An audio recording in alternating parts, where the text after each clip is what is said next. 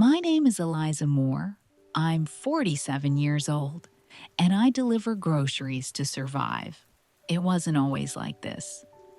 I used to teach language and literature at the local college, wore clean blouses, and had students who looked up to me. But when my husband passed away from a sudden heart attack 5 years ago, everything collapsed. Medical bills, loans I didn't know he had taken, and a mortgage that swallowed my home. It all buried me fast. I lost the house. I lost the car. I lost everything but my daughter, Sophie, and my faith. So now, I deliver. Rain or shine. Dawn to midnight. I ride a worn-out bicycle, clutching paper bags with torn handles, delivering fresh apples and canned soup to people who barely see me. But that morning changed everything. It started like any other. I had a delivery to one of the penthouses up the hill, the ones with golden gates and intercoms where they pretend not to hear you. I wiped the sweat off my face, adjusted the strap on my shoulder, and pressed the buzzer. Yes?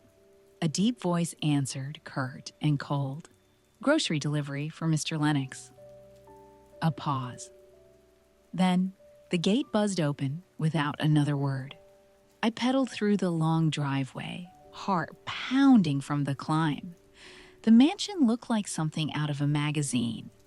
3 stories of glass and marble. A fountain with no real purpose.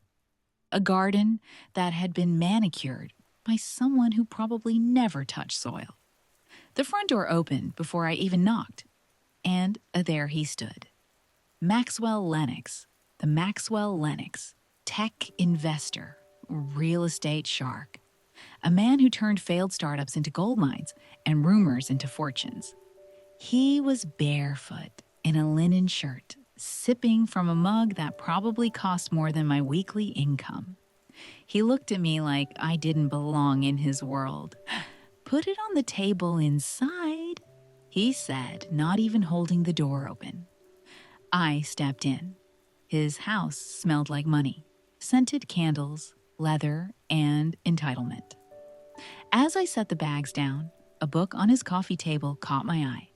It was a collection of ancient poetry, Latin, Greek, and Old English translations. I couldn't help myself. "Beautiful edition," I said, brushing my fingertips near the spine. He raised an eyebrow. "You read Latin?" "A little," I said, not making eye contact. "That was my mistake." He laughed, loud and mocking. "If you're so smart," he said, placing his cup down with a smug clink, "translate this." He flipped to a page and pointed at a passage. It was Cicero, a section I knew well. My heart stuttered, not because I was afraid, but because I remembered who I used to be. I read the line softly, letting the Latin roll off my tongue, then translated. "A life without reflection is not worth living." He froze. For a moment, I saw it. Something in his eyes broke. A flicker of recognition, shame, pain. He stepped back. His mouth opened, then closed. I stood straight, holding the empty grocery bag like a shield. "Have a good day, Mr. Lennox," I said, and turned. As I reached the door, I heard him say quietly, almost like a child, "My father used to say that." I paused. "He made me memorize it when I was 12, he continued. "Said it would keep me grounded." I looked back at him, the millionaire in his mansion.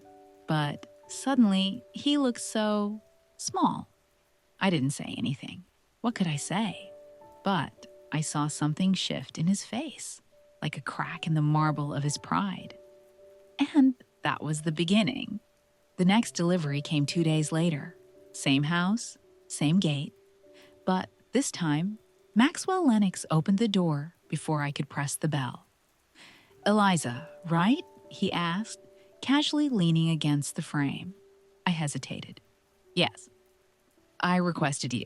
Special delivery instructions." He smirked, trying to hide something softer behind the charm.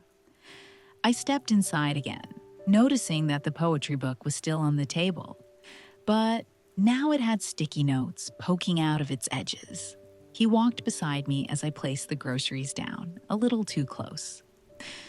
Not in a threatening way, just searching, like he didn't know how to ask what he wanted to ask. "You taught?" he said, pouring coffee into 2 mugs without asking. "I used to," I answered. "What happened?" I paused, then shrugged. "Life?" He handed me a cup. I didn't take it. "Look," he said, tone lowering, "I was rude the other day. I've got more money than manners. That line you translated. My father used to say it before every meal." He sat down, uninvited, motioning for me to do the same. I didn't sit. I couldn't. "I need to get to the next stop," I said. "People don't tip for deep conversations." That made him laugh, genuinely. "I'll pay you for 10 minutes, he offered, like a consultant. I looked at him hard. "This isn't a joke to me." "I know," he said. "That's why I'm asking." His eyes weren't playing games this time. 10 minutes turned into an hour. And that hour turned into something strange, a habit. Every Tuesday morning, I brought groceries and sat for a bit. He'd ask me about the poetry he couldn't understand. I'd explain the lines, how they connected to pain, pride, and loss.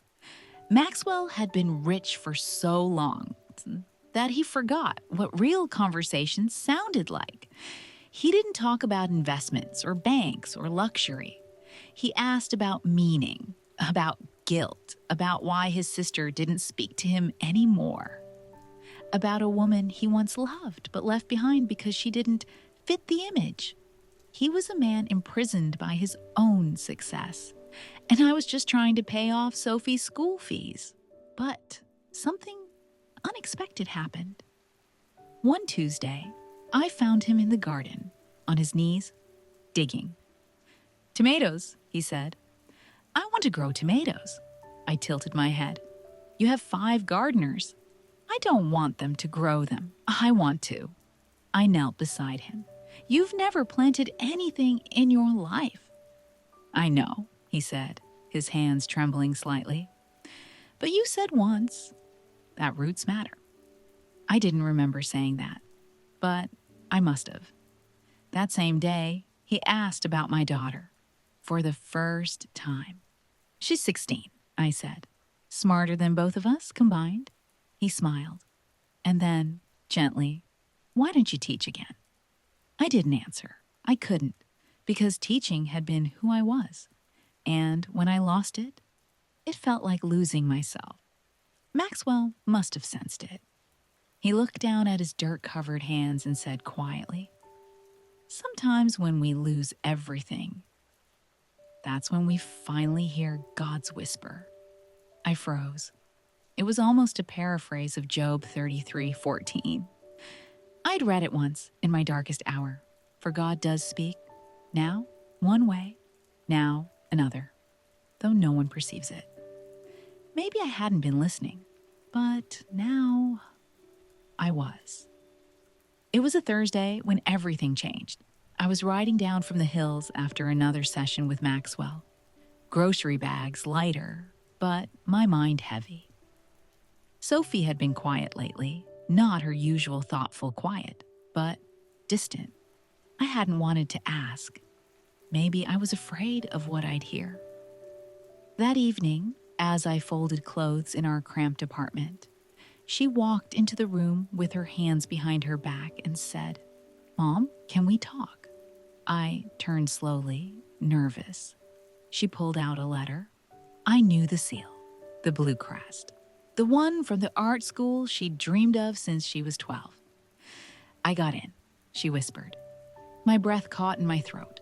I smiled, tears stinging my eyes. You did?" She nodded, but her smile didn't last. "They gave me a partial scholarship, but we still need $18,000. The number knocked the wind out of me. "I can work," she added quickly. "Part-time.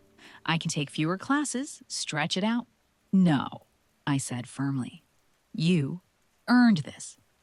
But I didn't know how we'd make it. I barely made enough to cover rent, groceries, and the interest on my overdue loan. My credit was gone. My savings, non-existent. The last time I'd even held a credit card, it had swallowed me whole. That night, I barely slept. The next morning, Maxwell noticed. "You look like you haven't slept in a week," he said as I handed him a loaf of sourdough. "I haven't," I replied without thinking. "Money?" I froze. I hated that he could see through me. He stepped closer. "How much?" I flinched. "This isn't one of your business deals. I'm not offering a loan, Eliza. I'm offering help." "No," I said, backing away. "Because help becomes debt, and debt becomes control." He looked wounded. "I want to fix things," he said quietly. "For once in my life, I want to be part of someone's healing, not their ruin." That stopped me. "Then don't throw money at me," I said. "Give me something that lasts." He raised an eyebrow. "I want to teach again." He nodded slowly. "Let's make it happen." But of course, it wasn't that simple. My old school wouldn't rehire me. A new position opened up at a community center downtown, volunteer only. They said they might offer a stipend after a trial period. "I'll take it," I told them. I needed to prove I could still teach, still lead, still inspire. But between deliveries and volunteering, I barely saw Sophie. We spoke in passing, exchanged notes on the fridge, and once she left me a sketch of me on the bike, rain falling around me. She titled it "My Warrior." I cried when she wasn't looking, and then came the worst news. The loan company called. They were freezing my bank account. I had 30 days. I rode up to Maxwell's mansion in the pouring rain that day, soaked to the bone, fury in my chest. He opened the door, saw my face, and said, "What happened?" "They're taking everything," I snapped. "My account, my options, my pride." He looked down. "Then take mine." "I told you, I don't want your money." "Then let me invest in your daughter." I stared at him. "Call it a scholarship. Anonymous. No strings." "And what do you get in return?" He looked at me, this man who once mocked me, and said, "Forgiveness." I didn't answer him that day, but I went home and prayed. Harder than I had in years. I didn't accept Maxwell's offer, not right away. Instead, I kept delivering groceries by day and teaching by night. My body ached, my feet blistered, my voice cracked from exhaustion. But my soul had begun to stir. At the community center, I stood before a room full of adults who looked a lot like me. Wrinkled faces, calloused hands, eyes that had seen too much life. Some had never finished school. Others had forgotten how to believe in themselves. "I'm not here to make you scholars," I told them. "I'm here to help you find your voice again." And somehow, that included me. Meanwhile, Sophie started sketching like a woman on fire, her notebooks filled with portraits of strangers we passed on the street. She stopped hiding in her room. She started humming while brushing her hair. She was coming alive, and that terrified me, because the tuition deadline was now just 3 weeks away. One night, I found her asleep at her desk, charcoal smudged across her cheek. A drawing lay beneath her arm. It was of me, again.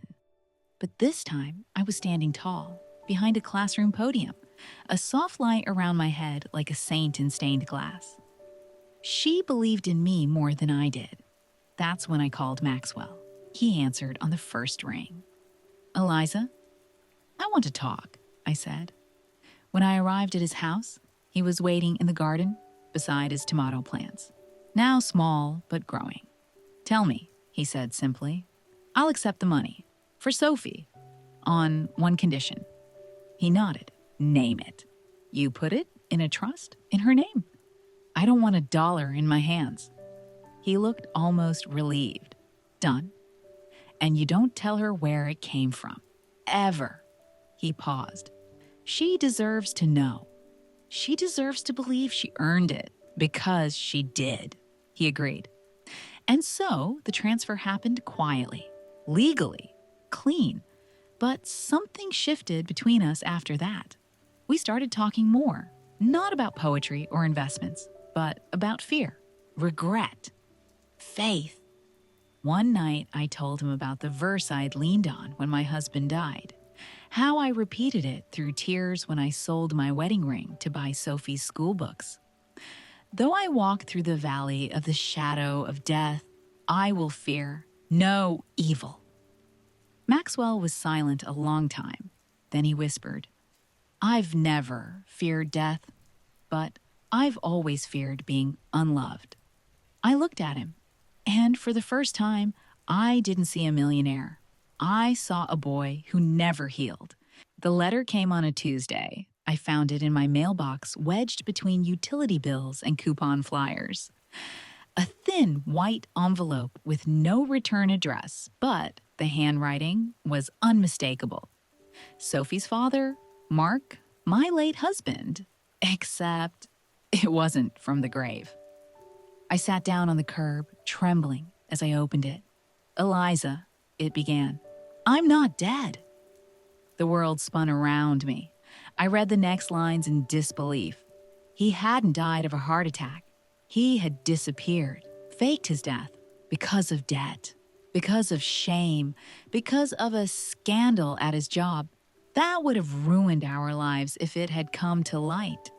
He had run, leaving me to clean up the wreckage. I watched from afar, he wrote. I saw you struggle. I saw you rise. I wanted to come back, but I was too much of a coward. Until now. He was in town. He wanted to see Sophie. He wanted to explain. I couldn't breathe.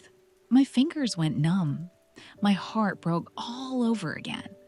Not because of what he had done, but because part of me had hoped, truly believed he had died loving us. Now I knew he'd abandoned us instead. I went straight to Maxwell's house. He opened the door, startled by my wild eyes and soaked clothes.